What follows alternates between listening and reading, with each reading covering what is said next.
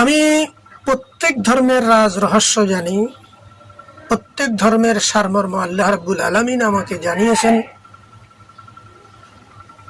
এবং সেই সত্যের পথে চলার আদিষ্ঠ আমি হয়েছি। আমি এই কথাটুকু এই জন্য বলেছি শান্তির লক্ষ্যে,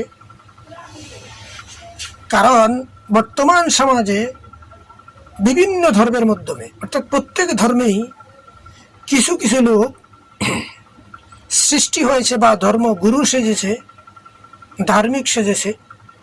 তাদের ব্যক্তিগত স্বার্থ সিদ্ধির জন্য, কেউ কেউ রাজনৈতিক স্বার্থ সিদ্ধির জন্য, কেউ গোষ্ঠীগত গোত্রগত স্বার্থের সিদ্ধির জন্য, কেউ তার ফ্যাটের আহার জোগাড়ের জন্য, কেউ বিলাসিতার জন্য সাধারণ মানুষকে তাদের ধর্মীয় ইমোশন কাজে লাগিয়ে দ্বন্দ্ব বাজিয়ে দেয়, মারামারি সৃষ্টি করে দেয়, দুই গ্রুপের সংঘর্ষ হয়।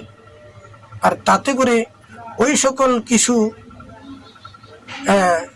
ধর্মগুরু যারা বিভিন্ন সমাজে আলেম মৌলবী বা ভিন্ন ধর্মের ঠাকুর বান্তে ফাদ্রি এগুলো সেজে আছে, এরা দুই গ্রুপের মধ্যে সংঘাত সৃষ্টি করে দিয়ে, দ্বন্দ্ব লাগিয়ে দিয়ে তাদের কিছু ব্যক্তিগত স্বার্থ সিদ্ধি করে, তাদের কিছু আয়ের রোজগারের ব্যবস্থা করে, বিলাসিতার জন্য তারা সে অর্থ ব্যয় করে।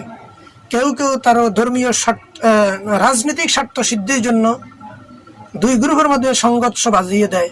কেউ তাকে নিজেকে প্রকাশ করার জন্য, ব্যক্তিগত স্বার্থ নিজেকে প্রতিষ্ঠিত করার জন্য, মানুষের কাছে ভাবা পাওয়ার জন্য দুই গ্রুপের মাধ্যমে সংঘর্ষ সৃষ্টি করে দেয়। তাই আমি প্রত্যেক ধর্মের লোকদেরকে বলবো, আপনারা ধর্মীয় বিষয় নিয়ে মারামারি হানাহানি দ্বন্দ্ব করবেন না, কেউ কাউকে গালমন্দ তিরস্কার করবেন না। দ্বন্দ্ব, আপনি মানুষ হিসেবে বসবাস করুন, আপনি অন্যের হক থেকে বেঁচে থাকুন, অন্যের প্রতি জুলুম করা থেকে বেঁচে থাকুন, নিজে হালালভাবে রোজগার করে সৎভাবে রোজগার করে জীবনযাপন করুন। এর মাঝে যতটুকু সম্ভব আপনার দ্বারা চেষ্টা করুন রবের উপাসনা, রবের তাসবিহ পাঠ করুন।